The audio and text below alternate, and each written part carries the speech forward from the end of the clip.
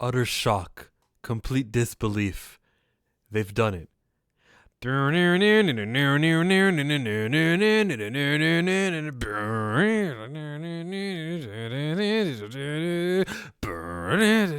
how the song goes. Children of blood and bone. You know how many times we said, why are they race swapping Professor Snape? Why don't they just take a fantasy novel by some black creator that they could just adapt and put money into it? What's wrong with you, Warner Brothers? But this is Paramount. Paramount Pictures greenlights the film, spoke to the creator of the novel, they got the director, and we are in the casting phase. We even have a release date for this new book about a fantasy in the continent that takes place in, I'm not going to use the colonized word, Alkebulan, home of dark-skinned people. They're going to cast dark-skinned people to play, wait for it, dark-skinned people. Thusu Mbedu, Amandla Stenberg, Damson Idris, and Tosin Cole. Of all of these names, this dude from Supercell Season 1 is probably the smallest, but I know Damson, Amandla, and Thusu from her prior projects. The Woman King was scrutinized, of course, so it's not like this movie is not going to be scrutinized either. But what are they going to say? All my days, it's based on a true story. Why couldn't they just change a little bit less? That's my, you know the guy. I wonder if he'll do a video on this.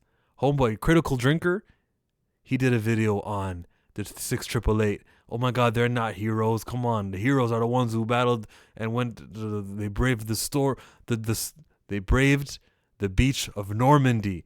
That's the heroes, and there's always going to be a dig. Now this is a fantasy project. All right, it's not Woman King. There's nothing to be mad about because it's made up. It's everything asked for because it's not race swaps. We'll see what they do about it. And why am I bringing them up right now? Why am I bringing them up? Why, Chillmonger? Do they got this control on your brain? You got to bring them up because that's how I'm going to promote this movie. Because people are driven by hate, and I will only talk exclusively after today. I will only talk about how I bet you Ryan Kindle's not going to promote this movie. Getting it clicks, getting it some engagement. That's just the way that we live in. So this is the film. The producer is, where is she? Gina Prince by the Wood, Love and Basketball, and Woman King also. She's got her lead roles. The studio has also dated the film for release on January 15th of 2027 in IMAX. January is a terrible month. It is the 15th right now. Go outside. Go outside. What does that feel like, everybody? Isn't it snowing in New Orleans right now? Terrible. Terrible month. But the IMAX screens are available. And Paramount is not really going to get IMAX screens in the summer. If you think about all the other movies, they're not competing with the Fast and Furious film, which I'm sure is coming out in 2027. They're not competing with whatever Marvel movie is out there, which is a Disney product. That's what they got. And they're taking the January. It's not perfect news. It is literally the worst month on the worst release date possible on a calendar year. But it means we get the IMAX. So we're going to have to promote this thing a little differently. We got 2 years. Mbedu, who previously starred in the historical epic The Woman King, will play Zeli, a young woman living in a fantasy African kingdom who embarks on a quest to reclaim the magic that was violently stolen from her people by the ruthless king Sauron. Wait, time out. Pause. Time out. Give me 1 second. They didn't mention slavery. How could we have Africa without slavery? Said no one ever. Said no one ever. This is awesome. It's just going to be fantasy. I'm sure the villain will be black, which isn't awesome, but it's realistic, right? We got heroes. All right, fine. We'll do a black villain. Fine. At least they're not race swapping a white villain into black like the one they did with Guardians of the Galaxy, like the one they did with Harry Osborn, with like the one that they did with Doctor Strange, Baron Mordo, like the one that they did. You know, the countless examples of times. Anyways, we'll get to that in a second. I'm not leaving you today on the short video. It's going to be a long one. The story follows Zeli and her older brother, Tazan, played by Tosin Cole, as they form an alliance with the king's daughter, Amari, which is Amandla Stenberg. So if the king's daughter is light like Amandla Stenberg, wouldn't that mean that either the king has a white... It could mean, I don't know. I'm doing like ethnicity math. If this guy's melanin is that level, but Amanda's is this level, then that must mean that the mother must be that level. I'm just making things up. Prince Inan is played by Idris. So the princess and the prince are these two characters, her and he. Same parents? Can skin differ that much? Anyways, it's fantasy.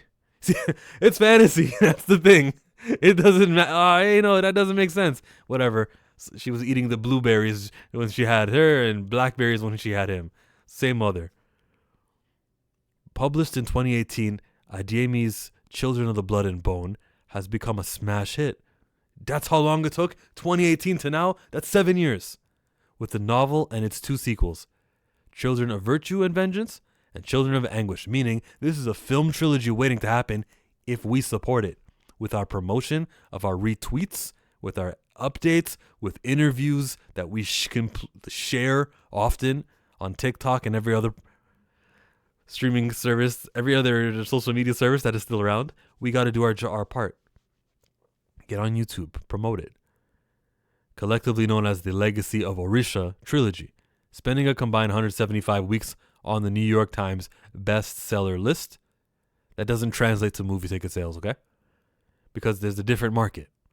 Book readers aren't the millions and millions of movie viewers. And it'd be solid if we can get The Rock in here. Because I said millions and millions. It made me think of The Rock's catchphrase. That didn't just come out randomly. In total, the series has sold almost 3 million copies worldwide and garnered critical acclaim, with Children of Blood and Bone being featured as a top 100 fantasy book of all time. Solid. So we're not getting nothing. We're not getting an unproven. We're not taking a risk. We can do it. It deserves the budget it's about to get. Plus, with Stenberg's casting, Adeyemi's journey comes full circle. In interviews promoting the first novel, the young author explained that the Hunger Games, and particularly the backlash to Stenberg's casting as Rue and Lenny Kravitz as Cinna in the 2012 film, inspired her to begin writing about the Black experience. But I have a similar experience, Adeyemi. It's all of my comic book reviews and always being upset and always taking issues with this and that made me go, fine, I'm going to write a comic book. And I might just cast people like Amanda Stenberg, but I might just cast somebody like the little boy who plays Toussaint, Nakia's son at the end of Wakanda Forever. Nakia's son. I wouldn't mind casting him in my movie in a few years from now, even though I absolutely hate that character. And he's everything wrong because it's not a recasting of T'Challa and it's not elevating T'Challa as a character. I got nothing against the actor, but I could use him. I could use all these actors who have taken issue with the roles that they've been given. I'm with you right there. I'm the kind of person who gets motivated by anger, so I was like, oh man, I'm going to write a story that's so good and so probably black, so back that everyone's going to have to read it, even if you're racist, Adeyemi told Entertainment Weekly. That became my writing mission. Remember what I said earlier about critical drinker and getting people angry and whatnot? Anger is a good motivator, but also that she had to go here and mention that everyone's going to read it, even if you're racist. Not just she had to mention it. Variety, the article I'm reading, had to include that. They gave her like a 5-minute interview and they used that quote. It just drives, bro. It's just click friendly. Hate or sensationalism is it. That's how you get your thing out. She probably gave eloquent answers elegantly, very nice, and promoted her book and talked about how awesome what got her started and how much love she put into it. And she's like, well, this trope needs to not be continued. And that's why both parents will be present in this character's life. And that's why that trope needs to be not as reestablished in another fiction. I'm staying away from jails. There's not going to be anyone who gets locked up for any reason. Even if it's not jails with bars, it'll be a different type of punishment system that we have in this fantasy world. Like, she could be thinking these things because Chill thinks of these things as he's creating his fiction. I actually thought about jail, and I thought about, no, I'm not going to have this character jailed. Instead, I'll have this character exiled. It's the same thing. They're out of the picture, but instead, I didn't reestablish what is the audience has been told, that Jail is very, and the association with melanin is one and the same. I didn't do that. I had those thoughts. So she's going to make a story that's so good and so black. In 2022, Paramount Motion Picture Group co-president Daria Kerek and Mike Ireland, it's the Irish. That's not a complaint. That's a thumbs up. The Irish acquired the rights to the Legacy of Orisha trilogy. They locked up 3 movies in a highly competitive bidding war. Since then, the project has been a top priority for the studio leadership, including co-CEO Brian Robbins. Dog, you see how they bigged it up? It was a bidding war to get this. This is demanding. Everyone wants this. Paramount got it, thanks to Daria and Mike Ireland. Now we get to see this movie 2 years from now. We've got the star power of a guy who's going to have another season of Supercell, who's the lead of that. He brings his star power to it as the brother prince. Damson Idris is part of this movie. He's probably going to be a Black Panther in some way, somehow, from the way he's tweeting. We've got, and Snowfall. It's not like he's a nobody now. And Tusu has her marketing that she's going to be able to do internationally. She's a familiar face. We've got an established director. We kind of have all these actors in their prime. Who knows what the supporting cast could be? How do we know Jonathan Majors is not on the phone going, and Megan Good, same phone number. Put me in that movie. I can play that. Awesome. Hey, Michael B., you want some? I think he's associated with this in some way. Michael B., you're playing somebody. Fine, whatever. Why don't we get Anthony Anderson in here? Why not? Let's actually get darker people. So how about Samuel L. Jackson? You doing anything? I'd love to do a movie like that. Bring it in. We can make that star power all around the cast.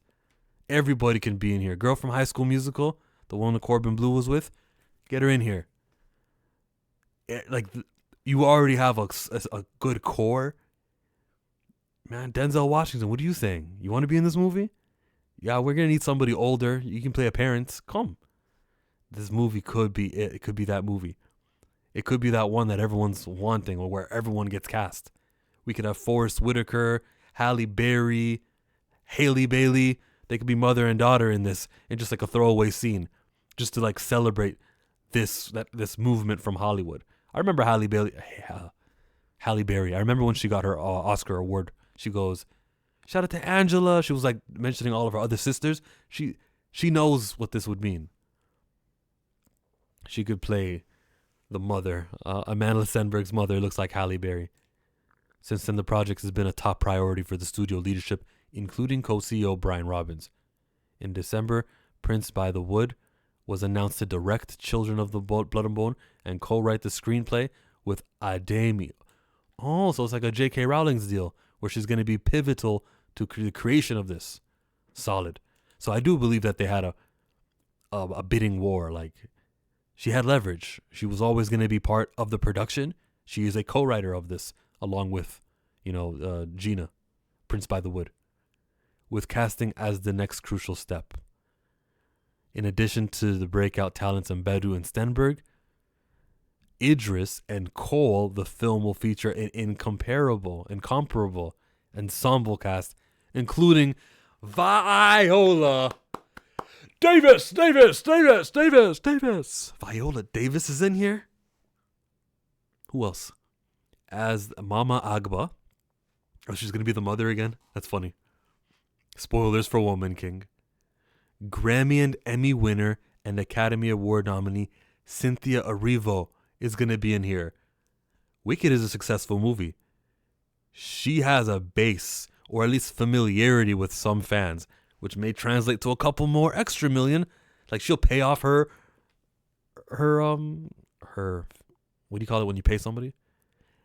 The attention she brings may just be the payment that she'll cost. She'll make up, I don't know what I'm trying to say, but her star power is going to bring in some dollars. That's Cynthia Erivo. Where else are we? Cynthia Erivo from Wicked as Admiral Kai. Then the SAG award winner Idris Elba. Fast and Furious, Hobbs and Shaw. Is that his movie? Is that what we're going to use? Yes. Idris Elba is part of this film. The talent in this film, the celebration that this is gonna be on screen, owned by what's her name, Tommy Iodeli. Say her name. What's her name? Oh, it's run by Idemi. She's part of it. She's gonna watch the success of it. She's gonna be on set. She's gonna be co-writing the screenplay. It's already adapted off of her novel, so it's gonna meet every story beat. This is like what everyone was been asking for, who's complained about Hollywood. That I've been complaining about Hollywood. Panels where each guest would complain about Hollywood. This is executing. Fire. This is the best article I've ever read. Idris Elba is going to be in this movie. We're done. Like, that's, look at the star power. Look at that star power right there. Lashana Lynch is in here too. And Chiwetel Ejiofor. Fuck.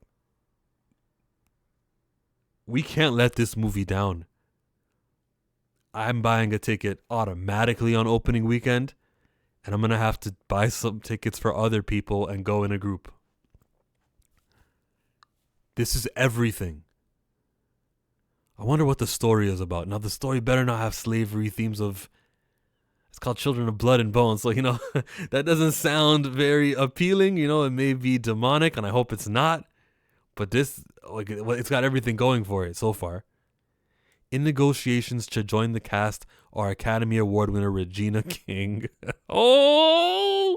As Queen Nahanda. And she's playing a queen. Diana Babinoko. I'm not sure who that one is, but I will copy and paste. You may see it on screen right now. Yeah, I don't know who she is because she's 15. A British actress. Okay, some new talent. You're gonna create a star. I'm not mad at that. So that's that woman there. Her name was Diana Babinikovo. Story of Possum Trot. As Foloki. We get to launch someone's new career. Give them the rub. Damson, Idris Elba. They're all in this movie. And then you get this new star whose name is Diana. And you make Diana another hit star. Like, you create your next... Zendaya was at this point at one time. And we got to know her. So that's who Diana is. Bucky Bakray. Another character I don't know. Let me copy that bad boy. Or another actor I don't know. And this is a 23-year-old British actress. A lot of British actors. So they're going after that BAFTA. That's her. Hope she can bring some stuff to the role. We already have enough star power when it comes to all of these heavy hitters here who've led movies before and have been in popular franchise movies too. They're well experienced. Their names, they're people you're happy. Like, oh, he's in the movie. She's in the movie. Solid list of people here. And then the new people, right? A forthcoming will be additional castings from an open casting call for actors living in Nigeria. I guess that's where they're going to film, huh? Makes sense to me. Nigerians speak English. It was a Britain colony. With this... And they're returning to their colonial roots, if you ask me, looking at what's going on in that region. Burkina Faso gold.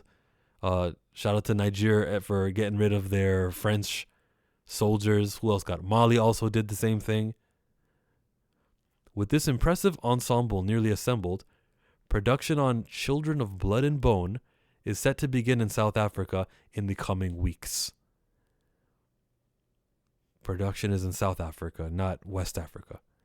Wick Godfrey, Marty Bowman of Temple Hill Entertainment, together with Karen filmmaking team behind Twilight, will produce the film along Matt Jackson of Jackson Pictures. I thought it was the Young Bucks. Adeyemi and Reggie Rock by the Wood will executive produce. Stenberg is repped by blah blah blah. That's stuff that Variety cares about that I don't care about. Who's representing who from where? But yeah, these are the 3 new actresses that we got coming out. That we got, well, she's not new. Regina King was in Boys in the Hood the first time I saw her. That's another movie, if you watch that. Cuba Gooding, Nia Long, Ice Cube. You see so many Cubes and so many actors who got their start. Morris Chestnut was in that, wasn't he? Who played Ricky? There was a lot of talent in Boys in the Hood. The father and mother, Angela Bassett, and Lawrence Fishburne was in that. Let's get Lawrence Fishburne in this. Like, who's saying no? So this is going to be a solid ass movie, bro. Everything we've been asking for in Hollywood. It's representation. It's not like just representation. There's more to it. Can I show you Tony Weaver? Tony Weaver's best Instagram post he's ever done. Right click. He was talking about representation and how like the things that we see on our screen are affecting the way that we think about things. And he brought us to a security camera footage moment. I should have edited that part out, but I'm not editing this, everybody. He brought us to a security camera moment where he starts speaking about how this woman's brain, because of the studies that we've done, this woman's brain activated when she saw somebody foreign that she's not too familiar with. Go ahead. Tony Weaver, talk to me. Yeah. You do? I don't believe that. What? I don't believe that. A black real estate developer was racially profiled in his own neighborhood. A woman called the sheriff because she felt his presence was suspicious and thought he was up to no good. Then she lied and said he was chasing her and that he never identified himself as the homeowner. There's research that says that one of the most influential causes in these types of situations is media representation. Right? So you saw the security camera footage. He's a homeowner. She treated him like, what? I'm calling the sheriff on you. There's no way that I can associate your darkness, the melanin in your skin, and the overwhelming quantity of it with a homeowner who's just like a regular person who deserves my ear. Like, no, 911 right now. Why? Because that depiction isn't there. Is it solved because they're playing villains? Is it solved because of a race swap here and a race swap there of a inconsequential character in the background? In the early 2000s, a study found that unfamiliar black faces increased activity in the part of the brain responsible for anxiety, distrust, and fear. Researchers said these were culturally learned negative associations. Media content is where cultures establish who's worthy of compassion and empathy. Have we been getting that from Hollywood? As much as they've got these inclusion standards, we've got to satisfy that and that and that. Is the results of their procedures, their policies, fixing that part of their brain that correlates with anxiety? No. Keep talking. Keep talking, Tony. And when a group is constantly under or misrepresented in these stories, before long, a woman can see a black man pulling into his own driveway and think he's in the wrong. That's why diversity in media is so important. Instead of using stories to teach bias, we should leverage them to get rid of it. And that is what this Children of Blood and Bone is going to do. Leverage that bias. We got to get it in front of everyone's eyes and ears. We've got to be sharing it with our friends who are of her hue also. What? You thought this representation stuff was for the black community? Are you stupid? No, it's not only for black communities to see something to aspire to and feel represented. It's for more than that. It's so that the people who live in this nice little neighborhood that this woman is on, that she's got right there on the camera, it's for her to view human in melanin. It's not that difficult to realize. And then we got to stop dancing around it when we talk about representation. Sometimes I'll see people talk and they'll say something like, it's good to see yourself in these stories, you know? And then someone will say, what, you couldn't relate to this character if their skin wasn't dark? There's a problem with you. Yeah, it's because that sentence is flawed. We want to see ourselves. It's good to see ourselves so like we relate to it. No, it does sound like you can only relate when the skin looks like your way. Stop, like, don't say that. Talk about white supremacy and how we need to combat it and how we need to leverage the bias through the media and how being misrepresented is just as bad as being underrepresented, maybe even worse, because it reinforces the stereotypes with the misrepresentation. Underrepresentation, I guess everyone in this movie was white. That doesn't affect anyone's brain cells, or when I say anyone's, I would mean the people like this woman in the video.